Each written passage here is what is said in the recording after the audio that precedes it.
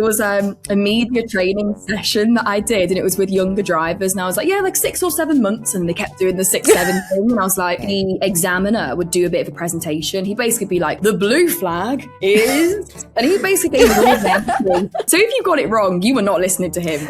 Oh, okay. Oh, I really want to say something really controversial, like Fernando Alonso, yay! Hey, you know what? We're just gonna clip have that. happened.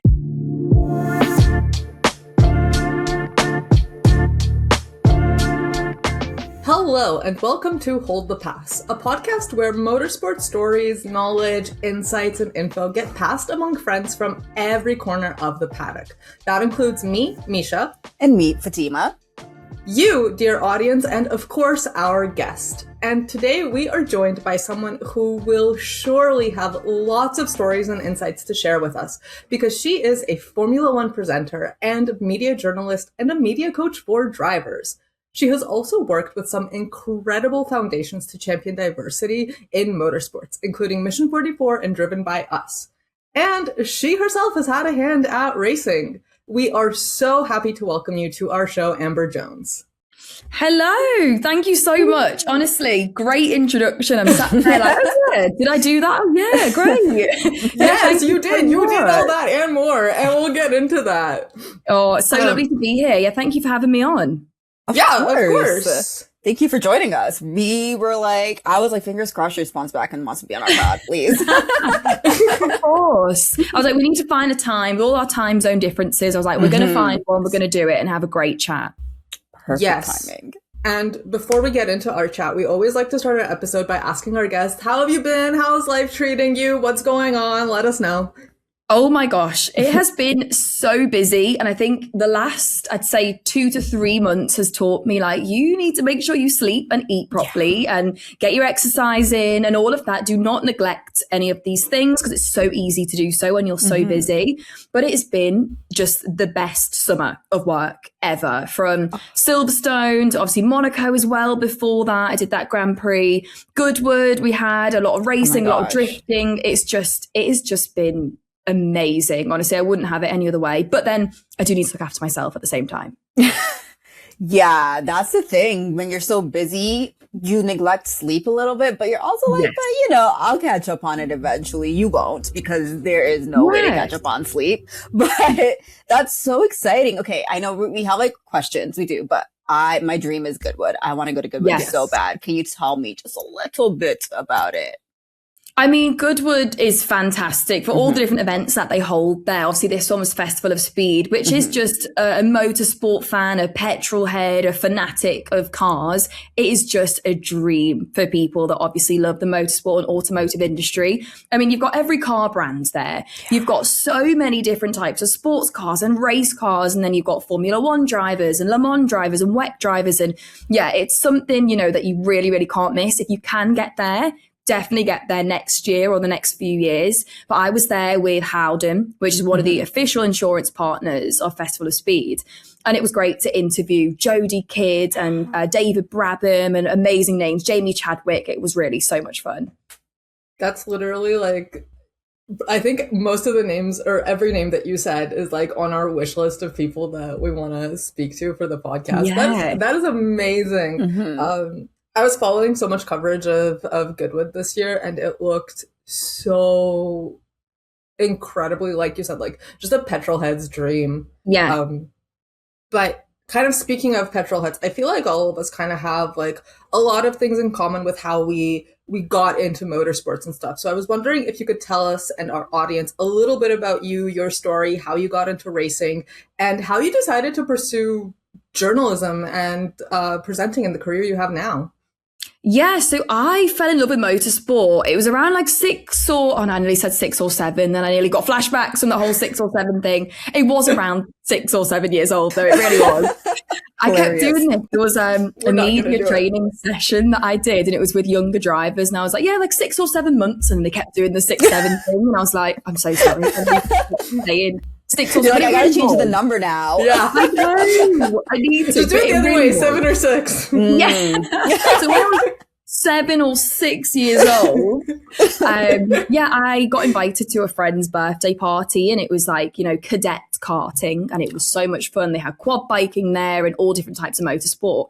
And I was like, right, Dad, this is it. I want to be a driver. And he was looking at me like, what, do you think we're rich? Are we millionaires? Like, no, you're not doing that. And then it was just a hobby. It was just kind of harassing him the next few years. Can you buy me a go-kart? Can you buy me a quad bike? Can you do this? And it was literally just every birthday party, any chance I could get to go-karting that wasn't, super competitive, I would go. Then it kind of changed to acting. I was doing acting at the same time, so a lot of theatre.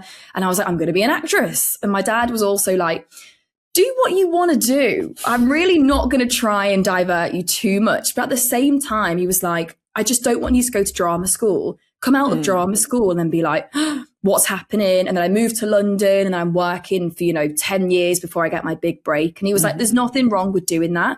But what is your backup career? It's not a driver. He was like, we can't fund that. There's no way. Yeah. So I was like, okay, so what else could I do? And I just loved like law. I loved kind of public speaking. And I was like, okay, I don't think I'm going to go down the lawyer route.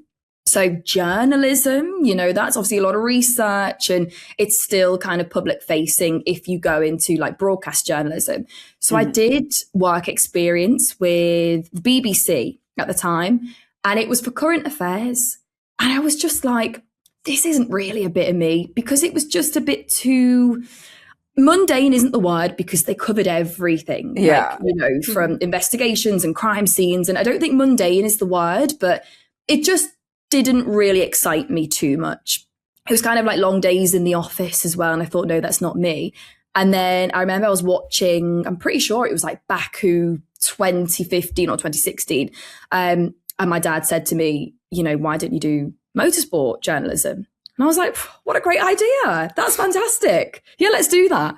Because like, you've got all the knowledge of motorsport anyway. You wanted to be a driver, you know what it's like to be, driving and having that adrenaline going through you. So you completely will understand on the other side as well. So that's what we did. We went to university. I found a course that offered acting and presenting and journalism. And it had like filmmaking and editing and all these things. And then it flew from there. I started working with my university's racing team called Salford Racing. And I was the head of media. So that was kind of like interviewing the media team. And they were tasked with creating a single-seater car from scratch. That's what the universities tend to do. And then they go to a competition called Formula Student at Silverstone in like June or July every single year. So I was just doing the interviewing, talk to me about the build, talking to the engineers, doing some piece to camera interviews and records and things like that. And then, posted it on LinkedIn, and the career just went off from there, kind of got picked up from Formula One teams and GT championships and stuff like that. That's amazing. And honestly, everything that you did kind of fit into how you ended up where you were. And I think it's so funny and ironic that it was your dad who was like, okay, what about media, motorsport journalism after all that? I do think it's really fascinating, though, the intersection of like people who want to go into law also ending up in motorsport as well, because we recently interviewed a former lawyer who's now a motorsport journalist as well.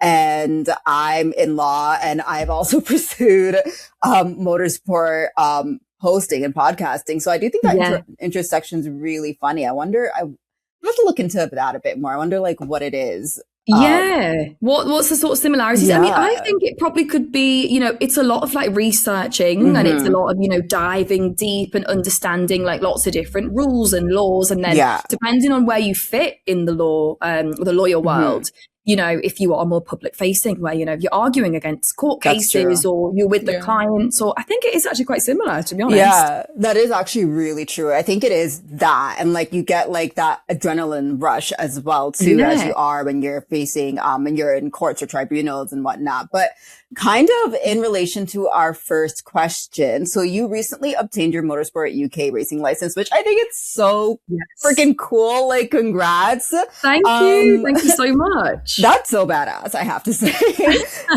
That's impressive. Can you tell us a little bit more about that journey? So we know that you did want to pursue driving when you were younger, but what made you like want to officially take that, leap of faith and In Yeah. that, how do you think now having that license has changed your outlook on how you approach driver interviews and as well as coaching? Yeah, I think I decided to actually get the license because I was having so many conversations with people. I think when I first came into the industry, it was clear to, I think, a lot of the people I was working with that I had a lot more knowledge than just a standard presenter, but from the racing point of view. And they were like, where's this come from? And I was like, well, I always wanted to be a driver. And I think being in this environment, there was a lot of people, especially because they're trying to get more women involved in racing. They were like, hey, do you want to come and race my McLaren 720? I was like, yeah, great. Yeah, when? And like, I just kept getting these small offers.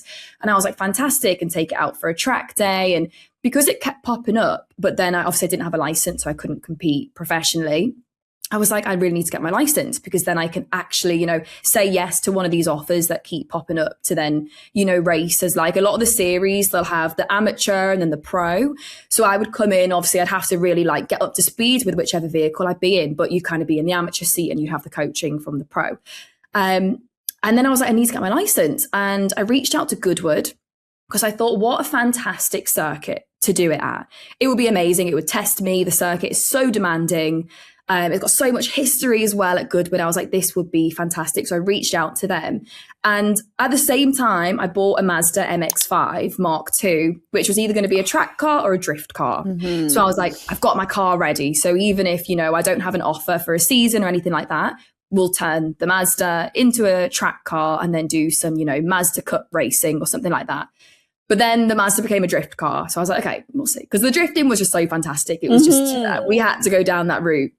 And then, I got my license at Goodwood, which was the whole day was amazing as well. You kind of turn up, you have the practical test first, the written test first. So you sat down in an exam, which was a little bit daunting at the same time because it's like, oh, if you get one question wrong on one of the segments, that's the whole test done. So I was like, oh, we really need to pass this test. But it was multiple choice. Oh, so, okay. Oh, okay. I think it makes it easier and harder because you're like, the answer's right there. But at the same time, you're second guessing yourself because you're like, oh no, wait, is it A? Is it C? Is it which answer? But yeah, thankfully we passed that. Everything was correct. So that was great. And then you kind of have a bit of chatter and then you go out on the track with an instructor and you do a few different sessions to get up to speed with the car. And then on the final session, I think you get about 3 sessions. And on the final session, it's like, right, I'm not going to talk. You have to drive. This is the test. And it is daunting. And there was so many other cars on track that day as well. So I was like, oh my gosh, there's a Porsche that's got 10 times more horsepower than this BMW 118i that I'm in, but it's fine. I don't need to let them pass. It's okay. It's just a test. And then we passed and it was amazing. And then I got offers to race this season. So it worked out amazingly. That so is cool. So incredible. That's crazy how that worked out. I love that for you. That must have been such I know when I did my written test for like my regular driver's license, like you're just like so scared and they're like you're allowed to mess up like 1 or 2 questions. Exactly. But it was good because they did explain kind of like every single question. Okay. The examiner would do a bit of a presentation. He'd basically be like, the blue flag is, and he basically gave all the answers before you got in. So if you got it wrong, you were not listening to him. Oh, okay. I'm so obsessed with, you kind of, it's like a slight dream that I have that I've never really mentioned, but like it's something that I do want to do. And I'm just like, because I would love, I love fast cars and I love, sometimes I'm like, I don't make any sense because like I hate driving, but I also love driving at the exact same time. Yeah. But like, I think I love like the speed of cars and I love drifting and I think it's so cool. So I might do what you did, but like. Do it, honestly. Yeah. And I think that's the beauty as well is I actually made a video about it on my socials and everyone was like, oh, like, do I need experience for this? And what do I need beforehand? I was like, genuinely, and I say that in the video, there's a mixture of experience levels. I think there was about 4 drivers in total, obviously me being one of them. And one of them had done like loads of karting and loads of track days and things like that. One of them had done no track days, had never been on a track in any form of vehicle. I had like, mixed experience.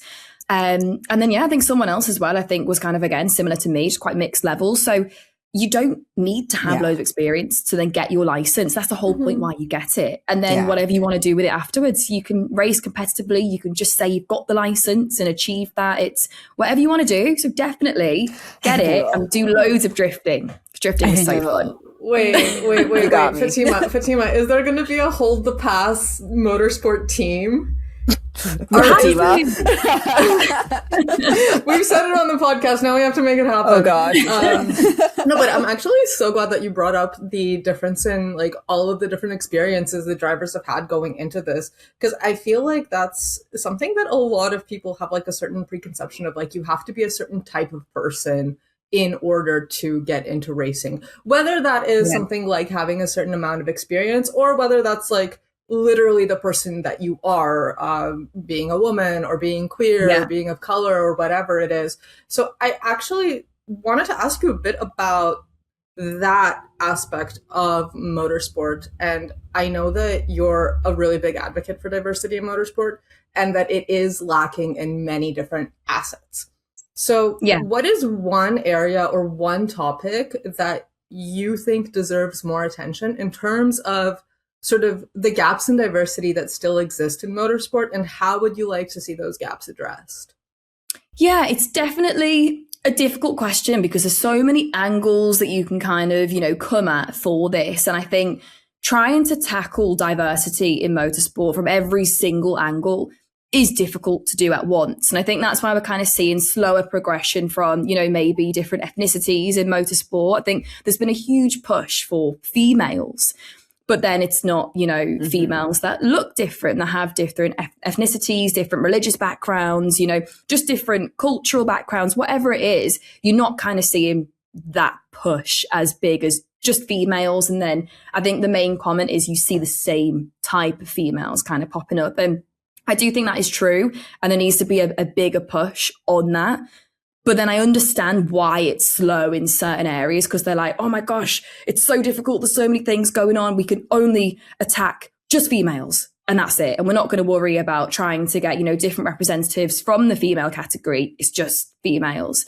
So there needs to be way more work done. But the only way you do that is discourse, talking about it, having more people that look like you. I remember growing up and being around any motorsport environment and even watching it on the TV. I didn't see any mixed race females. I didn't see many females that looked like me.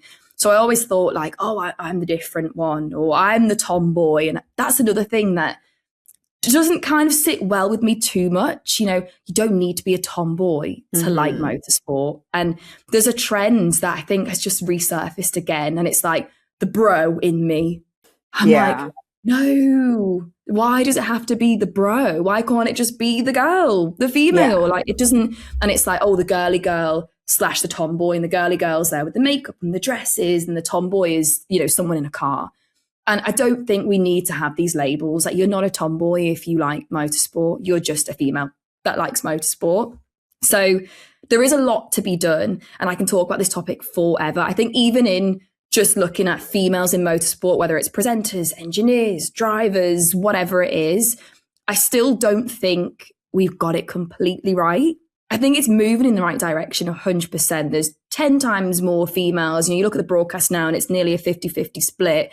And even in karting as well, it's gone up by such a great percentage. So from grassroots. But I do think it just needs to be more accessible, more integrated with male and female. It still seems to be the females are over here and the males are over here. And we just need to integrate that. But it all needs to happen seamlessly. And then, having like Mission 44 and Driven by Us that are pushing the other angles as well, more diversity, more ethnicity, more different backgrounds in the sport. We're getting there, but it's a bit of a slow progression. But it is the right direction. It just needs a bit more cleaning up, I think. Mm-hmm. Yeah, I think that's a really great point about why it's a bit of a slow direction into going into having a bit more diversity in motorsport. I don't think a lot of people actually think about that angle. But you are right about like, it's very much still kind of separate where it comes to, there's still kind of that male camp or that bro camp. And then there's still like very much that girly girl camp. And then there's just like the in between where, diversity comes in many different shapes and forms as well. And I think that we are seeing it, but it is taking time. And for me, I kind of always go back and forth in the sense of like, it is great to see. I love seeing more women in motorsport. And of course, you want to see more different ethnicities and backgrounds and genders in it as well, too. But I also am happy when I see when I see the progress that has been made from, let's say, 10 years ago to now as well. But I do think, discourse is just really kind of what pushes it as well too. And we've seen that with the discourse that we've had over the past 5, 6, 7 years. We have seen that growth come along. And I think just as long as we continue to have discourse and as long as we continue to have these conversations, I do think that there will be a positive impact when it comes to diversity in motorsport. I mean, it's being done now, and you kind of mentioned it with, Mission 44 and Driven by Us as well. These are organizations that you have worked with, and you've also worked with More Than Equal, which I think is super cool, as well as Race for Diversity, just to name a few. So can you kind of touch on why it's so important for you to work alongside and represent these organizations at this point in your career? Yeah, I think it's kind of mirroring everything that I've said and sort of you've said there as well, because growing up, like I said, I just didn't have that female role model or just any role models that just looked like me or maybe some of the people around me as well. So I definitely grew up very, independent in this industry, and especially in these roles of like, oh, it's the first female to do this and the first mixed race and and it was always the first. And I was like, why does there have to be the first? When is it going to be, oh, it's just Amber Jones, the presenter, Natalie Pingham, the presenter, Jamie Chadwick, the driver. It's all the female presenter, the female racing driver. It's all these sort of labels on us. So I knew I wanted to make an impact in motorsport, but it definitely just stems up, I think, from my feelings, like going to a track when I was younger and just being, the only girl or maybe one of 3 females at the track, one being a mother, one being a sister. And, it wasn't always the racers. And I don't think it affected me. Like, I don't ever remember feeling sort of, standing out too much. I never had any negative feelings until I got older. I think when you're younger, you're a bit kind of, just, oh, whatever, I'm here for the racing, I'm here for the fun. And then as I got older and it's a bit more competitive, it's like, oh, here's the girl. What's she going to do? And, oh, is she going to be slow? And I think I heard more comments about myself or about other people. And that's when it started to really kind of take effect. So, yeah, I think it's always just been in me to try and make it more accessible and to get more females and underrepresented backgrounds in this sport. And again, it's a very financially heavy sport. So that kind of stops a lot of people coming into it anyway. And I wanted to show that you can be someone that doesn't have a lot of money, and you can be someone that didn't see themselves in the sport and maybe saw one person that looked like themselves, but you can still be in it. And I just wanted to carry that message along and just help get more people into motorsport. It's not, just a male club only, it's for so many people. It's not just the men. I agree with that a lot. And a lot of what you said resonates with me because, I feel like so many people, for them, all they need to see is one person that's like them for that spark to ignite and for the inspiration or, the desire to come to fruition, right? And I know I've seen it in my own life. I'm sure I'm not the only one. I know I'm not the only one. And I think it's just so important to show, like you said, it's not just one type of person that can do this, that can not even do this job, just be in this industry, be present as whatever you want to be in the industry. Because another aspect of this, I feel, is a lot of the time girls are kind of segmented into specific roles, oh, you can only be this, you can only be that, you can only be that. It's important for us to really show it doesn't matter who you are. I mean, there's no qualms about men taking on whatever role they want. Why is it the same for women? Why is it the same for whoever, right? Yeah, exactly. And you see so much of that. And even now, I still hear comments when there are racing drivers that are female, and they'll go, oh, the females, they listen better than the boys. And I'm just there, I know there's no malicious intent behind that comment. And it probably, the pool of racing drivers that they're working with, that probably is factual. That's correct. But I'm it's not, why do we have all these comments and stereotypes on us, but boys can be shy and then they can be loud, they can be aggressive, they can be, they can be whatever they want. That's exactly what you just said. So why do we have to be a certain type of way? And even with comments about like makeup, I remember on an F1 Academy race, and there was so much comments about, oh, you know, if they didn't have all that makeup under the helmet, then maybe, and it's like, why can't we just do what we want in this space? And it's just about your performance. How well are they driving? How well are they engineering? You know, what role are they in? Are they doing it successfully? That's all it should really be based on, not what are you wearing? What makeup have you got on? Why haven't you got makeup on? Because then there's a lot of, you know, racing drivers that don't want to wear makeup.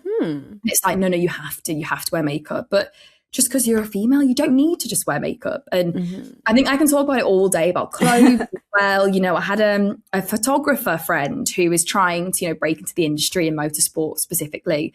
And she got a few comments about a vest that she was wearing. And, you know, she said to me, like, how do I approach it? Like, I really didn't mean to come across any type of way. And I was like, the problem is, it's actually not your fault. You're just wearing a vest and you're a female. And if anyone starts to make comments on that, that's their interpretation. It's a hot summer's day. We've already spoken about, you know, before we came on the pod, how hot it is in the UK at the minute. So she was just trying to be comfortable. And, you know, she's getting a lot of comments. But I also said to her, it is so male dominated. And as a presenter, I'm always covered up head to toe. And it's sad, you know, maybe if I wanted to wear a skirt comfortably, because even I'm like, I have to always wear long pants. I have to be professional. I have to be this. And just because if I wear a skirt one day does not take away any professionalism. I'm just wearing clothes. It's nice. It's still professional. It still fits into, you know, the dress code. So there's just a lot of stick, I think, on females, and it's trying to navigate that. And we are getting better. You know, the industry is getting better, but obviously it's still there. Yeah, that's a really good point. And like, it's true. There are a lot of like caveats when it comes to being like a woman in any industry, not just motorsport, right? It's like, think about The Office. It's like the men can act however way. They can be as stern, as rude as they want. And if you're a woman, if you're like, hey, we need to get this job done by this time, it's like, whoa, you know? And it's like, well, if they can do it, why can't I do it? Right. And like, same with the clothing. Like you said, if it's a hot summer's day, and I want to wear a skirt, if it's like, following the dress code, why do I now have to have all these comments saying, oh, look at her, look at what she's wearing? I think it's very, I don't know if that's going to change because like I said, it's across all industries, right? Not just motorsport, unfortunately. So that's like one of those things where it's like, it sucks that it comes with the program. And we talked about the whole makeup thing with a guest that we had previously as well, about how some drivers don't want to wear makeup and they shouldn't have to wear makeup. It's like, you know, male drivers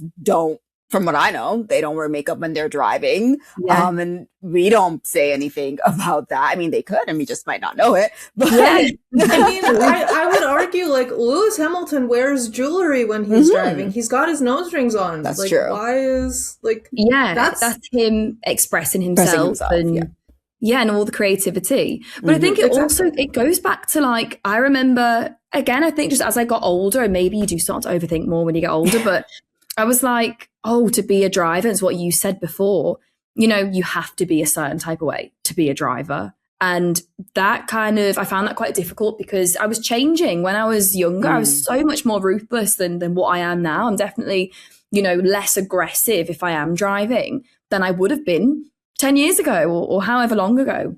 So that kind of got to me as like, as a driver, you have to be this, you have to be aggressive, you have to be loud and bashful and whatever. You really don't. You just have to be great at driving. You can be kind, gentle, whatever, but you just have to be good at driving. There has to be the performance doing the talking for you.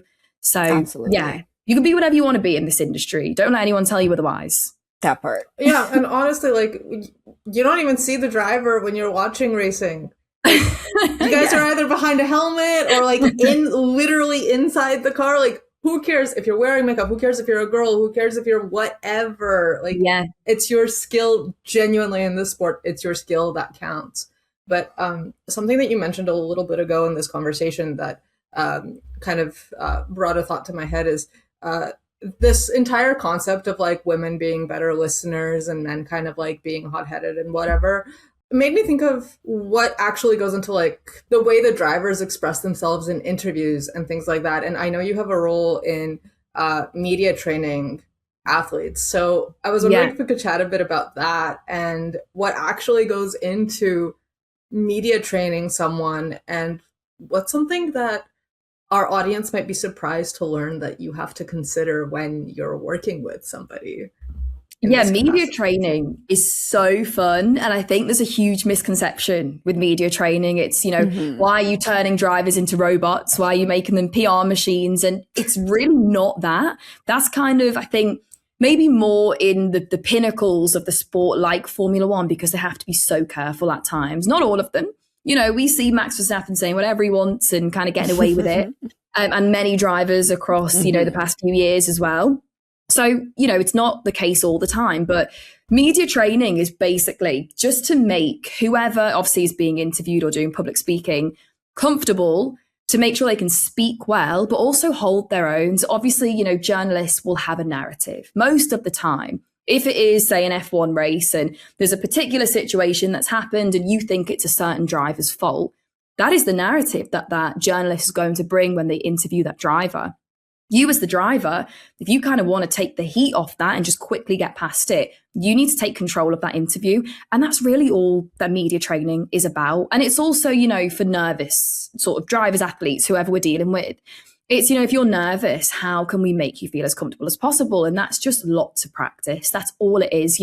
Here's some of the questions you're probably going to get asked in your career. If you can answer them so comfortably in front of me, we'll do it with a camera, we'll do it with an audience, we'll do it with just me. Because sometimes when there's one person, it's actually more daunting. If there's lots of people, I find like, great, I'm not scanning faces here because there's too many. Yeah. If it's one or two people, it's like, oh, they're staring at me. I can see their eyeballs on me and it's more daunting. So yeah, if it's to help those sorts of people, then it is just lots and lots of practice. And then we do have small techniques that kind of help them calm their nerves or, make them look like they're not nervous, at least, even if they are on the inside. Because some people are just like that. They will always be nervous when a camera comes on or they're in an interview. You talk to them off camera. They're so loud, energetic, playful. You put a camera in their face. Completely different person. So yeah, I love media training. I love all the drivers that I work with. They've made such amazing progression, but it's funny to see the personalities because you have to change your approach massively. Because like I say, you'll have the shy drivers, but then you'll have the very confident drivers. And that's when it's like, okay, we need to rein you in, but not too much because we want that personality and we want that confidence. But you just got to be careful how you phrase things. So I'll just practice loads of like difficult questions with them and then just try and help them maneuver their way through the question without hiding the personality, but then not being neutral and like a robot as well. Okay. Yeah. Sorry. I know Misha has a follow-up question, but I'm going to jump in here because I'm so I think you're so right about the misconception about media training because like you do still see drivers' personalities come through, and not just drivers, like any like person who's in the entertainment industry. But like at the end of the day, I think I would prefer to be media trained instead of going out and saying something that I absolutely did not want to say by accident. So it's like having that like buffer, like that 1 second buffer of like, maybe I should stop, think this, and then answer. But my question to you is, how did you even end up starting to do media training? Because that feels like it's kind of like left field. It came out of nowhere, kind of. Yeah, it kind of did. I mean, at university, we obviously did so much within the media, and that did kind of cross paths in our course quite a bit. But I was actually working with Daytona Motorsport, which I work with quite frequently. Got the Jamie Chadwick series there as well. And they said, would you be interested in, giving some tips to our drivers and things? And across, the few seasons that I would do with them, I was always helping the drivers out. And that's just from my own time of being a presenter, but also what I studied on my course as well, obviously to make me qualified to obviously give this opinion and all of that. And then they then said to me, oh, we'd love for you to do some media training sessions. And I was like, great. Yeah, of course I can. Did that. And it just became like, I knew I wanted to do more of this. I was like, this is so fun. And to see the drivers' progression as well. And they loved it. And, we're going to do so much more of it. And then it just kept popping up naturally again. It was like, oh, hey, Amber, can you have a conversation with this driver or this person? They're really nervous. They want help with this. So I started doing it just naturally. Just like, oh, yeah, do this, do that. This is a great technique that I use, blah, blah, blah. And then, then it became a whole business. I set it up. I had all the clients already. And then, it just kind of progressed from there. And then obviously doing it with More Than Equal and various different independent clients, a lot of grassroots clients. So carters that are then moving into single seaters or GTs. And it just kept going on from there, really. So I think reputation is huge in this industry. Once you kind of got one or two, great recommendations, then you can kind of just like pass that on really easily and make a great business as long as you're good at what you do. Of course, you can't be bad. Of course not. Which kind of brings us to, I guess, my follow-up for the driver training question is two things I want to ask. One is, you mentioned like having kind of like tricks and things to get like shy drivers out of their shell, maybe. I'm sure our audience, and I know like myself included, like I get so nervous around certain people. Do you have like one trick or like a tip that like and even an everyday person can use? And then the second part of my question is, have you ever had like a driver just like completely like just say the wrong thing, and what do you do in that situation? For your second question, I'm going to answer the second one first. I mean, to be honest, I've not had it too bad. I can't say that a lot of the drivers have then gone out and just made like a huge mistake. And I'm like, why did you say that?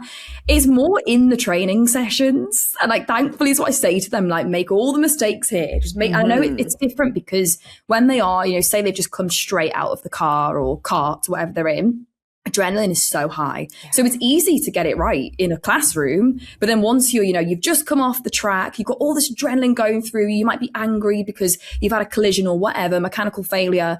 That's when it's hard to really just remember what we've learned in the lessons.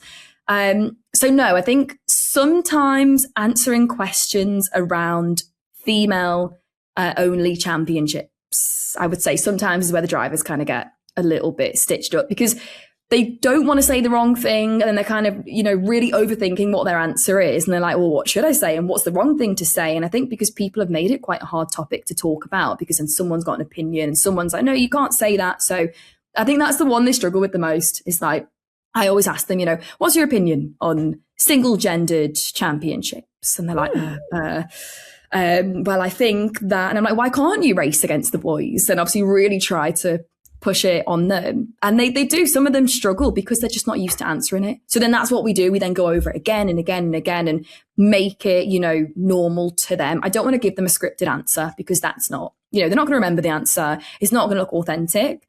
But yeah, that's the one I've noticed. Sometimes they can trip up on, but nothing too bad. Nothing that I've seen anyway. There probably has been some. Yeah.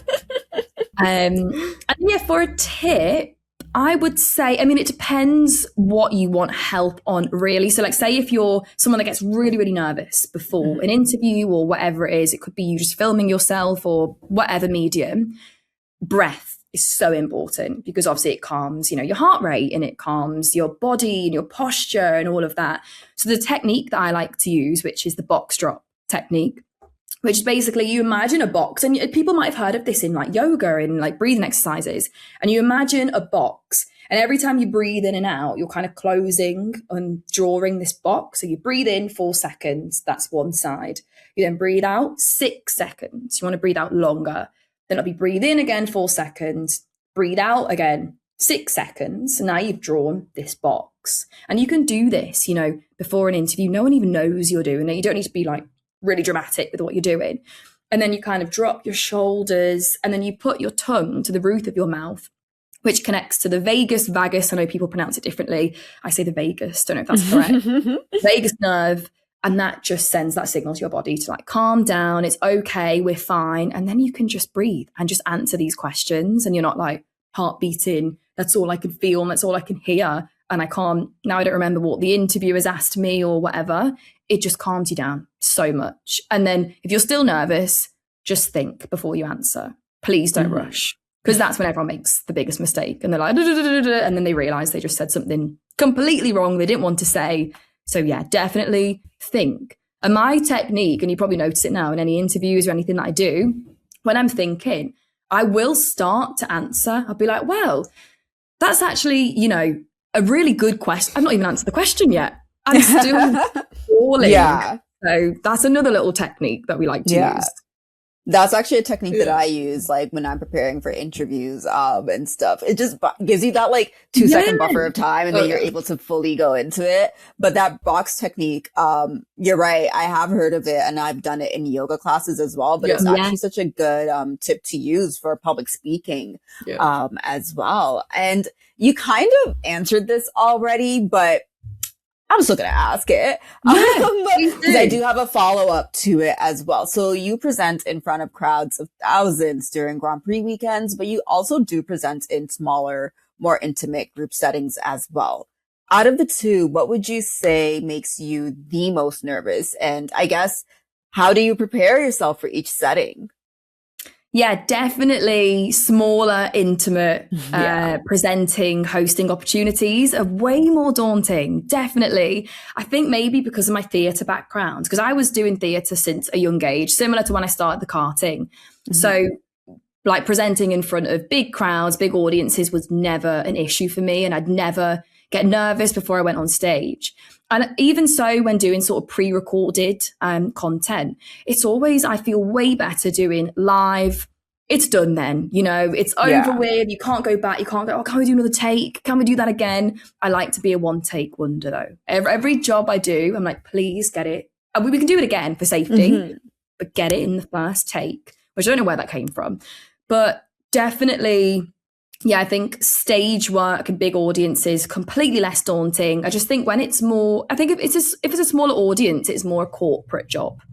And corporate can be difficult in the aspect of a lot of the time, the audience members are business people, or, you know, they're on a business trip and they're there to talk to other business people. They're not really there for the event you're hosting or what you're doing.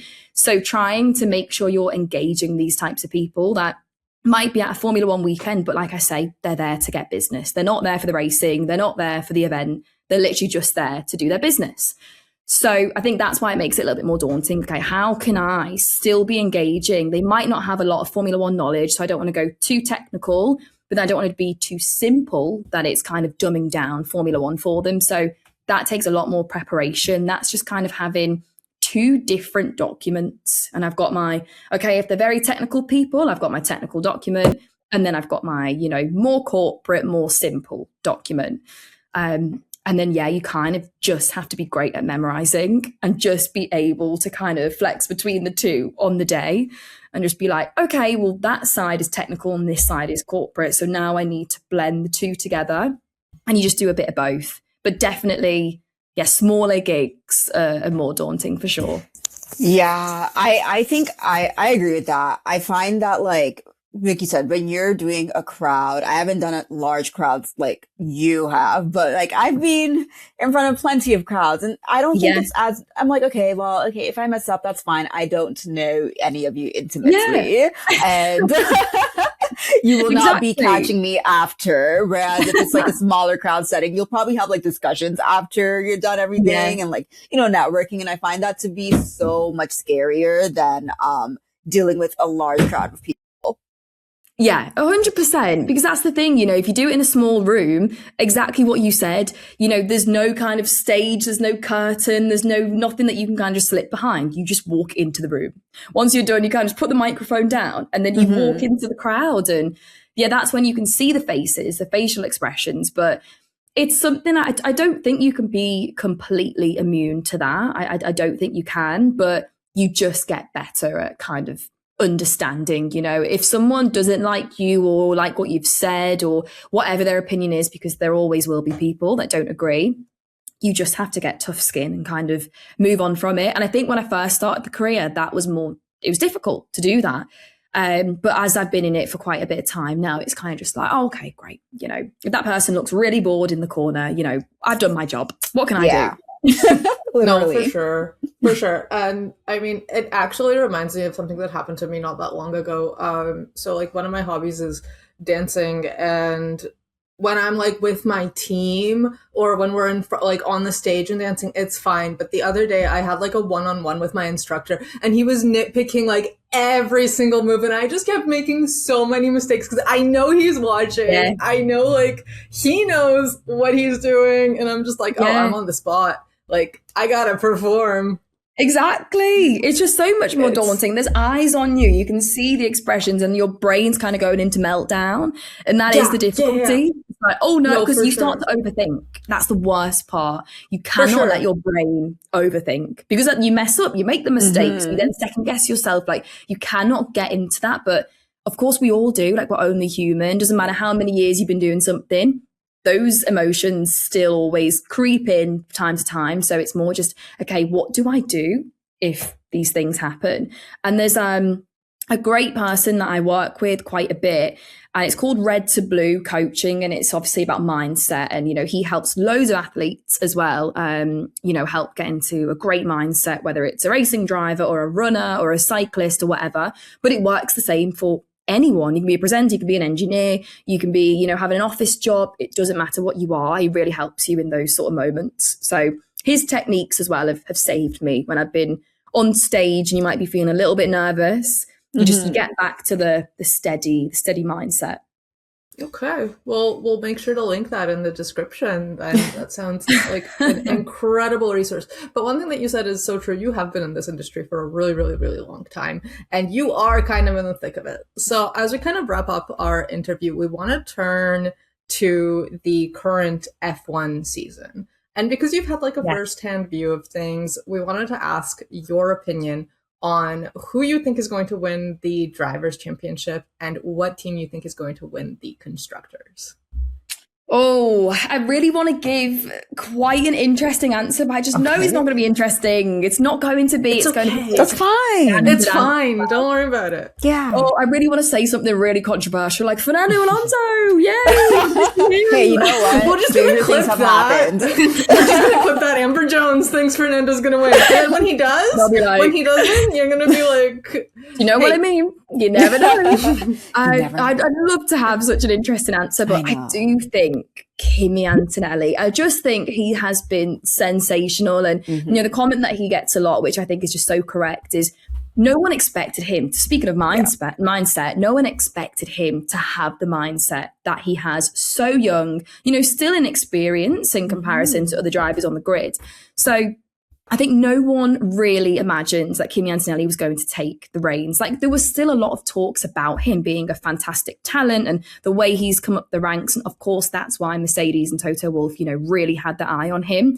But we've seen it a lot. You bring in, you know, Formula 2 drivers that have won or they've been dominating and they've got great positions. You bring them into Formula 1 and they haven't obviously performed the way the team expects them to do. And I've got so many opinions because, you know, you're a racing driver. So yes, you know, you're a high performing athlete and you can't give too much grace. But then at the same time, you know, a new environment, a complete different type of machinery.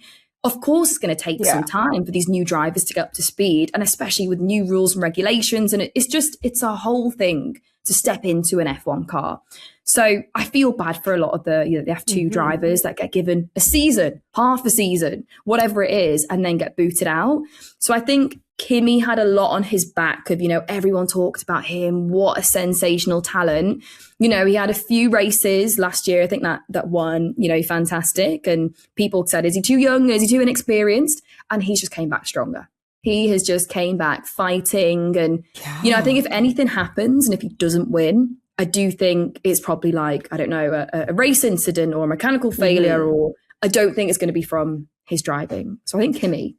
Yeah. Misha and I have also said that. We were like, if Kimi doesn't win, I don't think it would be because maybe, you know, track limits, just accumulating them potentially, but like it would be because like there was some sort of like incident or mechanical failure because, you know, Mercedes has had that.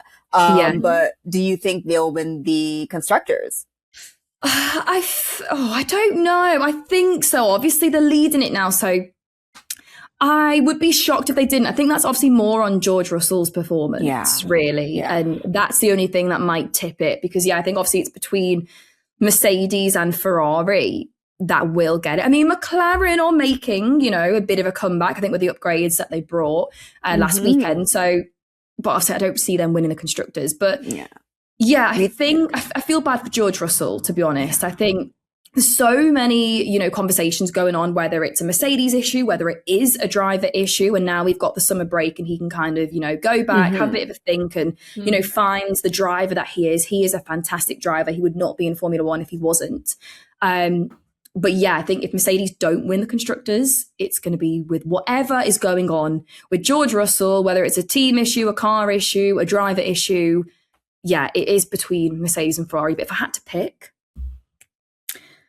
I'm going to say Mercedes. I'm going to say Mercedes only because I do think McLaren might have a stronger end to I was just about to say, like, I mean, we saw what they did in 2023 and how they had that really strong end, which helped build them into the next year. And then obviously with Lando winning last year as well, too. So I think McLaren is going to shock me towards the end of the season, because like the season kind of did start a bit lackluster for them.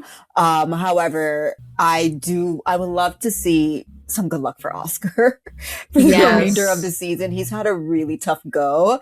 And I think this summer break will be a great reset for drivers like Oscar and George Russell. Like you said, hopefully we'll be able to see, because it would be really cool to see a full proper title fight between George and Kimi. I do think that'd be really great to see. But you kind of mentioned, like, you know, seeing F2 drivers come into Formula One and, you know, them not having as such great success as we have seen with Kimi and Antonelli. And of course, it is really heartbreaking to see drivers have like one season and then obviously not be able to showcase their talents. Misha and I were talking about it recently, how, you know, we've seen Pierre Gasly and Alex Albon with Red Bull, the main team. And then obviously they got dropped, but they've still been able to, you know, find their footing in Formula One with teams such as Williams and Alpine. And I think if there were more opportunities for younger drivers, to be able to go in, to be able to have that chance,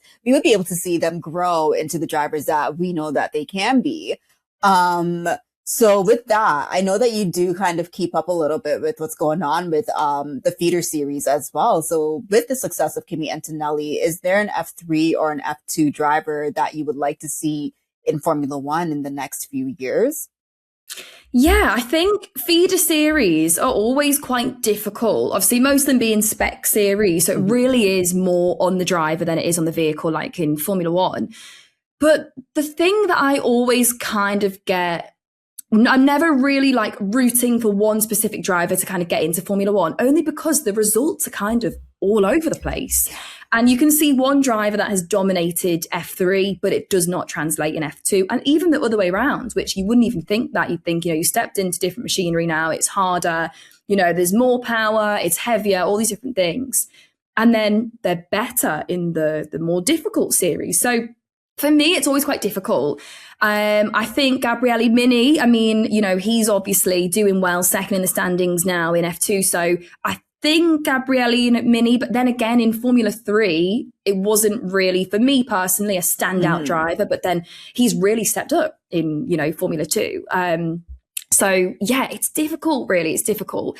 I mean, there is a driver that isn't in Formula 3 or Formula 2 anymore, is now the reserve driver at Aston Martin F1, and Jack Crawford. I remember kind of rooting for Jack Crawford to get an F1 seat, obviously a full-time F1 seat, because looking at his sort of pattern, you know, in F3, again, I think in his first season, it was like P13, which is standard, you know, it's not awful, it's not kind of super eye-catching. In his second season in F3, it was 7th. So for me, I was like, okay, progression, we're seeing it now. And then in F2, 2nd. So it was a huge jump. But for me, I just saw how he dominated his time in F2. I thought, okay, maybe in F1 machinery, we can see something. He's obviously got this skill here in the higher machinery. So to see that constant, you know, linear progression, potentially a Jack Crawford getting a full-time seat. But yeah, it's so difficult for me because against all the different series out there, you know, British F4 and F1 Academy, and there's so many stars, but I think because they're so early on in their careers, they're learning. They're just learning. Like F1 Academy, Alicia Palmosky leading the standings. I think she is fantastic. You know, I think she really has absolutely everything to make a fantastic career in motorsport, in single-seaters. I would love to see her in Formula One at some point. And, hopefully that is the journey that she goes on. Mm-hmm. But yeah, there's so much talent out there. I think it's just so difficult because the competition is so tight. So yeah, one driver is winning one weekend, and then we've got another driver, and then it's a complete different driver. And I love that about feeder series because it's always a different driver. We want to see that, but then it makes it so much more difficult of who is the standout, who is the one that is dominating. That's true. That's a very, very good point. And something that you said really stood out to me, and that's like this pressure that they have to perform, because at the end of the day in Formula One, there's 22 seats. That's not a lot of opportunities for a field of junior drivers that is absolutely massive. And something that Fatima and I, mostly Fatima, but I always support her on this, something that she always says is Formula One is not the be all end all of motorsport. I see you laughing, Fatima. No, because I say that in every episode. She says it in every episode. Honestly, like that's like the slogan of our podcast, basically. So like it would be so fantastic to see all of these drivers do so well, because like especially if you follow them, like you get attached and you want to see them succeed, right? Yeah. So if not Formula One, then anything else, we would be happy. Exactly. I think, that actually goes for any role in motorsport. I have a lot of, people messaging me on LinkedIn or Instagram or whatever it is. And they're like, I really want to work in Formula One. How can I do it? And my first piece of advice is always like, look elsewhere. Start somewhere else. And Formula One, it might pop up, randomly. Obviously, mine was quite quick just because I was so active out there. And again, my goal for Formula One wasn't for like 10 years. I thought Formula One was going to be years away and I'd work my way up. And obviously I got in there quite quickly, but the normal route is you do feeder series, you do GT series, you do whatever, because you have so much more experience if you can cover so many different disciplines, so many different types of motorsport. Look at bikes, look at superbikes, MotoGP, look at British touring cars, like whatever it is. Formula One isn't the be all and end all. Yes, it's a fantastic sport. It's amazing.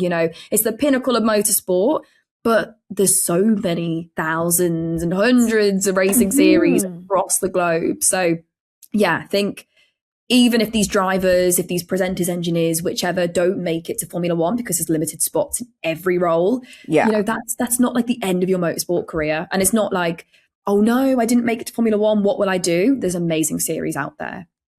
Absolutely. And I really want everyone who's looking to get into motorsport to understand that, because like you said, it is limited opportunities, but motorsport is such a big, wide series that there are opportunities out there. And Formula One, if it's meant for you, it will come to you at that right time. But I don't think it hurts to expand your horizons as well, because there's a lot that we're missing out on if we just hone in on just one series. And we love Formula One. I love Formula One, but I love motorsport in general, and to be able to experience it in its fullest, I think is also really important. Yeah, exactly. And that's why people always say to me, why do you still do go-karting stuff? And why do you still do this? And what's the drifting thing? And they're like, you work in Formula One. And I'm like, yeah, but I love motorsport. I started in karting. I think I will never get away from karting. I will never get away from grassroots at all. There's so many different disciplines and I want to cover them all. I want to race them all. I want to always be involved. So even if I do a lot of work in Formula One, you will never see me only in Formula One. You'll still see me at a go-kart track. You'll still see me interviewing go-kart drivers. I think, again, as well, it's a way to inspire the next generation. If there is someone that works in the pinnacles, the sport that kind of everyone is reaching towards, if I can give back to a community and they ask me questions of what's Lewis Hamilton like and what's Charles Leclerc like, and I feel so grateful that I can give them just a bit of the sport back to them. So I would never want to just go, oh no, I'm in Formula One now. Bye all of the motorsport. No way. No way. I'm a motorsport girl. You can't get rid of me at all.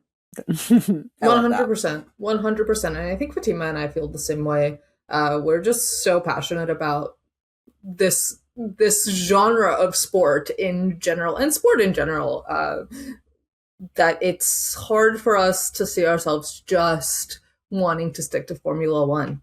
But just to wrap things up, we have one last question for you. We always like to end it on kind of an introspective note, I guess, and you're someone that has been on both sides of the mic as an interviewer and as a driver. So what is something that you wish drivers or even athletes in general knew more about the role of the interviewer or the journalist? And then vice versa, what is something that you wish interviewers were a bit more aware of when it comes to speaking with drivers or athletes?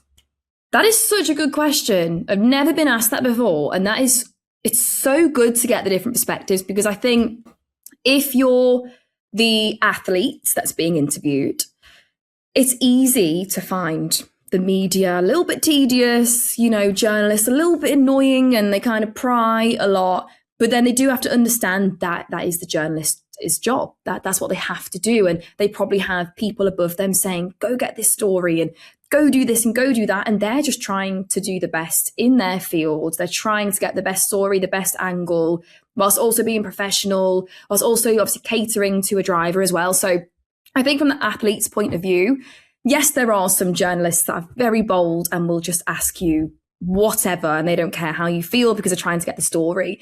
But I think in this generation, that's changing massively. You kind of don't see a lot of that now. People are really careful with what they say because it gets turned into a meme, someone gets cancelled, whatever it is. So I just think from an athlete point of view, they definitely, just need to understand why this journalist is asking you this. And it's not personal. It really is. They're just trying to get the story and the angle. Then I think from the other point of view, what athletes should really know with drivers and things. And, so what journalists should know with drivers. Some journalists are great and fantastic, and they build relationships with drivers, and they know this one doesn't want to talk today. This driver's a little bit shy, and getting to know the driver's personality or athletes, whatever field you're working in, is going to be great. Kind of doing your research before you get there. And of course, we don't always have the opportunity, or if you're doing a series where there's like 30 drivers and some of those drivers are guest drivers. So they do like one race and then that's it. They disappear from the whole season. It's difficult to know what's their personality, but being able to read that and read who they are, what are they giving to me right now? What am I getting from them? Reading other people is such a skill as a journalist. So I think definitely that needs to be going on massively, and don't push if you can see someone is really, really uncomfortable, which I don't really think we see too much of that anymore these days, but it is just read the room intensely. Because I know, there's been instances when I have been the one in a car and whatever, and I come out and someone goes to interview me and you can see that person's upset or sad, or I've not performed the way I wanted to. And constantly being pushed on that of, why didn't you perform well? And what are you going to do better? You can see that person just wants to get out of there. So you kind of just need to read the room a little bit, still get your story, still get the angle, but understand it's a human on the other side. But it goes both ways. Yeah. Oh no. It's so funny.